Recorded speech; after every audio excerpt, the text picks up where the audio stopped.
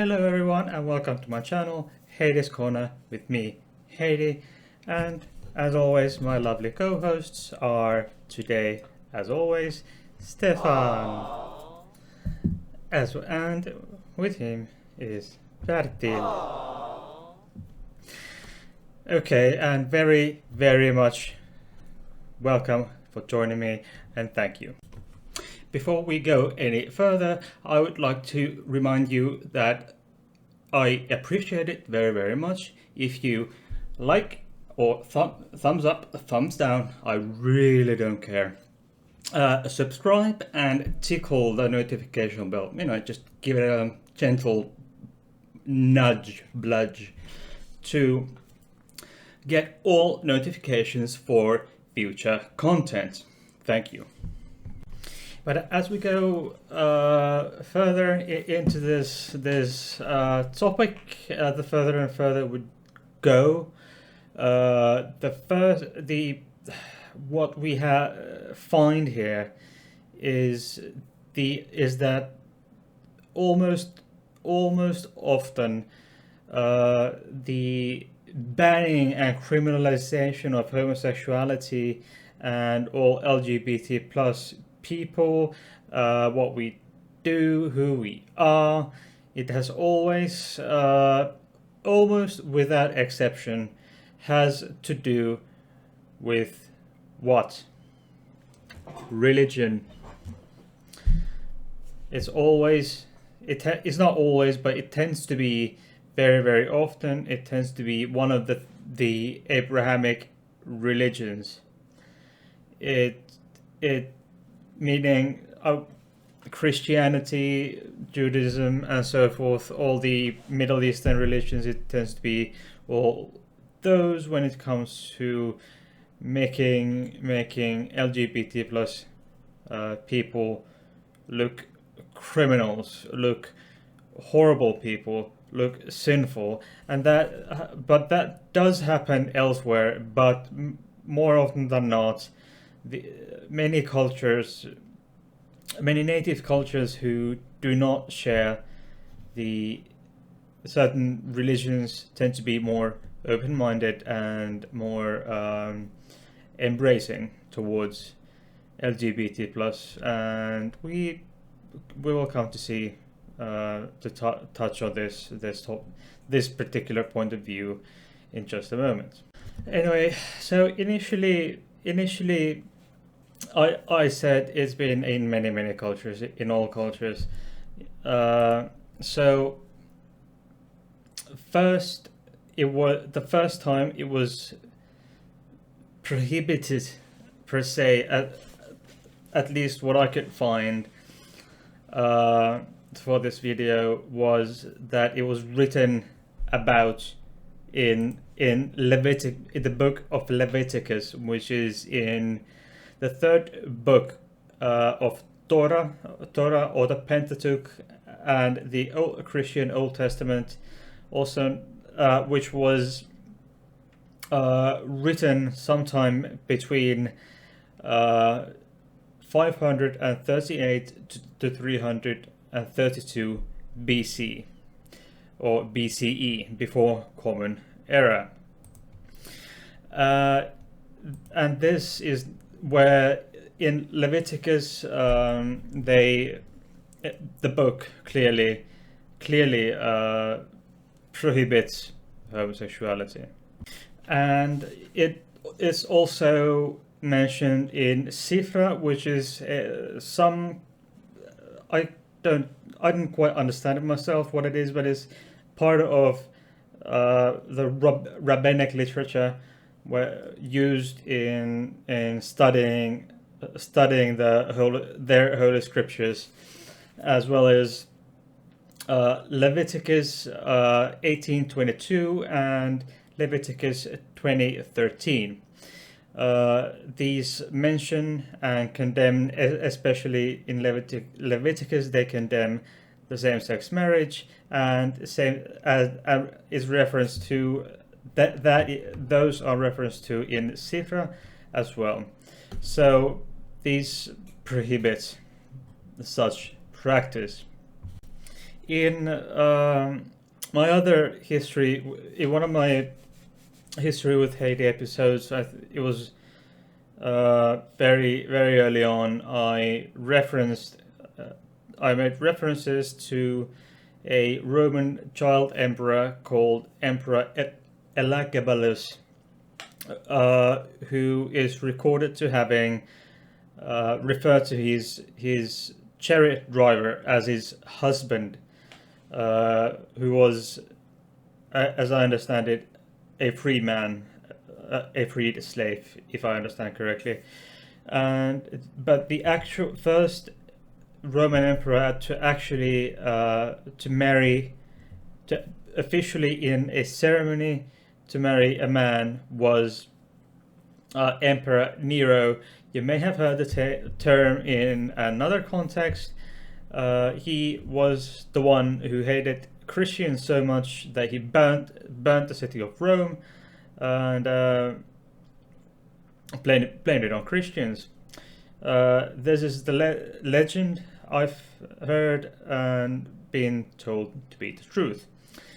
So, Emperor Nero was the first emperor to actually marry a man, to really officially marry a man. And his first husband was a free man named Pythagoras. Nothing to do with the Pythagorean theorem. That Pythagoras was another guy. And then Emperor Nero went on to have a few other husbands in a polyamorous setting. As I said, it's religion often tends to have its fingers in play when it comes to banning something with, pretty much anything. Anyway, I mentioned the Leviticus and the rabbinic literature. In that, they were really the first one of the big Middle Eastern ones to ban same-sex marriage in what was written in Leviticus 18:22 and Leviticus 20:13.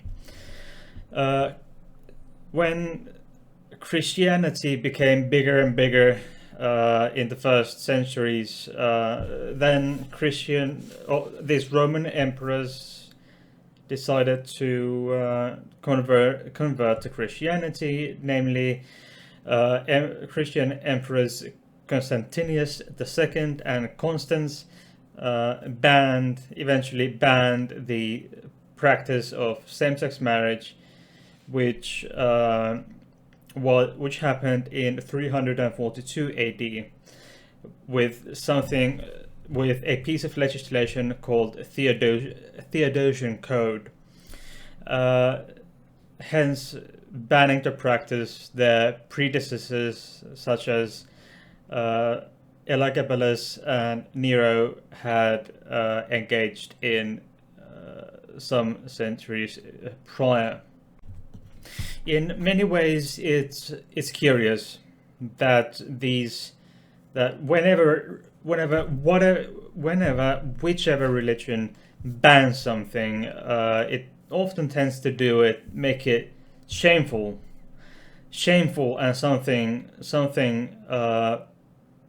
to prohibit it. So it's not something I am surprised of that it's whether it's premarital sex, whether it's masturbation, premarital sex, divorce, masturbation, saying masturbation grows hairs onto your palm. So why? That is always shameful, and that is a sin. But in many pre-colonial cultures, like I've spoken about previously, of the pre-colonial North Americans, pre-colonial nations, the First Nations of America, have had, for example, the third sex or two-spirit, or whatever that you want to call it, over there. Made it. It was okay back then, but when the colonialists came in, it was all of a sudden something that you would even get killed for, which is absolutely horrendous, obviously. But in a 16th century Spanish manuscript called Boxer Codex, the Spanish record the pre-colonial native Filipino cultures having a wide acceptance and recorded normality of same-sex marriages, as in this Boxer Codex. This manuscript was written in or around 1590. Also in Asia, in China, writer Li Yu, I may not pronounce that correctly, but I hope I will. Li Yu lived in the 17th century, the 1600s, and recorded that Li Yu recorded that there were legal, respected same-sex marriage practices in the China of his period. So it's not something new per se. It's been, civil unions have been alluded to already in Leviticus, which was written, or rather composed, by several people over 2 centuries or so. It's surprising to see people with such ideas weird as it's just a new thing. There were no gays when I was a kid. Of course, you fucking dipshit. You just did not know of the gays who existed in your childhood in, say, 50s, 40s, 50s. Queer LGBT plus, we existed back then, obviously. Why wouldn't we have existed? And then we perhaps like to think that demanding for the same-sex marriage is a modern thing. It's not. Many modern historians say that the modern movement goes back to the 1980s, which really is not the case. It's really not the case, because as discussed here, same-sex marriage goes back at least registered or acknowledged same-sex relations go back as far as at least 2,000 years.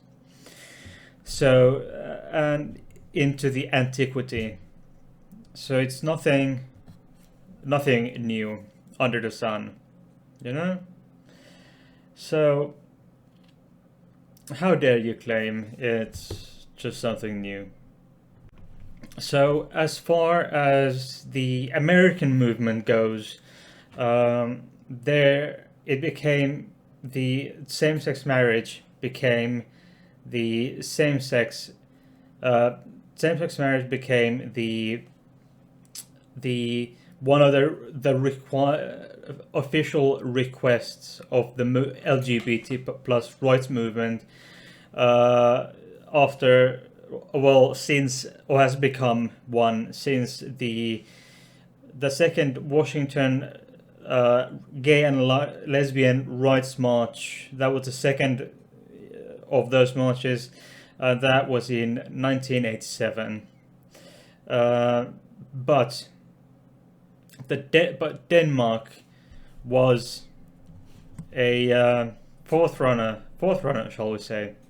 So basically, Denmark was, as I said, the forerunner in that they, in Denmark, the Danish government made the registered partnership, which gave most of the rights of married heterosexual couples to gay couples, but not the right to adopt or obtain the joint custody of a child, which is quite a shame, really. But it's not. Denmark adopted the same-sex marriage some years later than in the 2000s. However, the Netherlands was the first to legalize and adopt the same-sex marriage, and the first modern era same-sex marriage was made possible by the Netherlands in 2001, and the first same-sex weddings were held in, I believe, in the Amsterdam City Hall on April 1st, 2001, after the legal recognition. And so finally in 2015 it was adopted nationwide in the United States of America on June 26th. The same year we had good news from Luxembourg, Ireland, the US Virgin Islands, Guam, and a number of other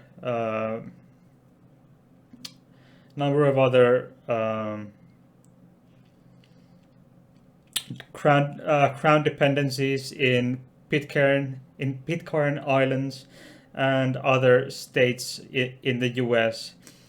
And finally, after years and years of trying, finally Finland legalized the same-sex marriage, and it became in effect on March 1st, 2017. And actually,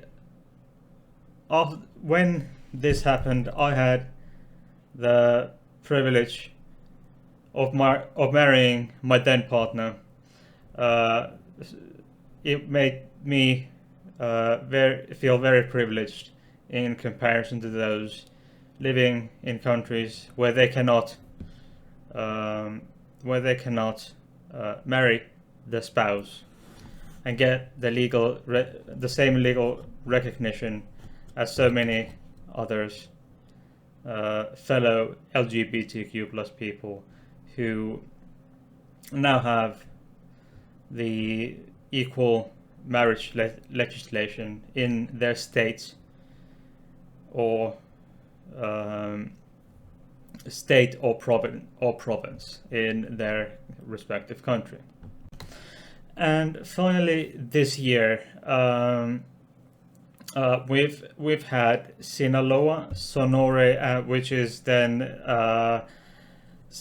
is a Mexican state of Sinaloa as of June 30th this year, and we've got the Mexican state of Sonora, which is still at the time of recording at least awaiting publication. The same is in Querétaro, which is a state in Mexico. So, and then as of right now, pending Yucatan, Yucatan, Mexico, and Switzerland.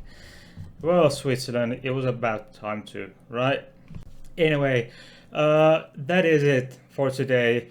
This was a bit shorter one, but I didn't want to make this too long, because many of my live streams are at least hour and a half. One, I think it's close to 2 hours.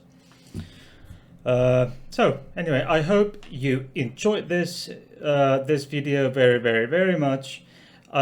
Please don't forget to check the links in the description box. There are PayPal, Patreon, playlist links to all my past content, and I would like to remind you, of course, of the email address in which you can find at the bottom of the description box, and also in the about section of my channel. Please send me email if you have any questions, commentary, suggestions, etc. Please send me email and leave the comments down below. I would also like to remind you of the Premiere Thursday that I'm now involved in. Is a small collective of small channels. We create videos, and we put them together as a playlist, I would assume, and you will find one of these Premiere videos, Premiere Thursday videos from my channel. There will be a link down in the description box below, and I'm also starting a playlist video, video playlist for these videos as well. Thank you very much for today. Thank you for watching, and I will say goodbye with you. Say goodbye to perhaps the almost favorite co-host Stefan. Aww. And the other favorite Bertil. Aww. There we are. Then I hope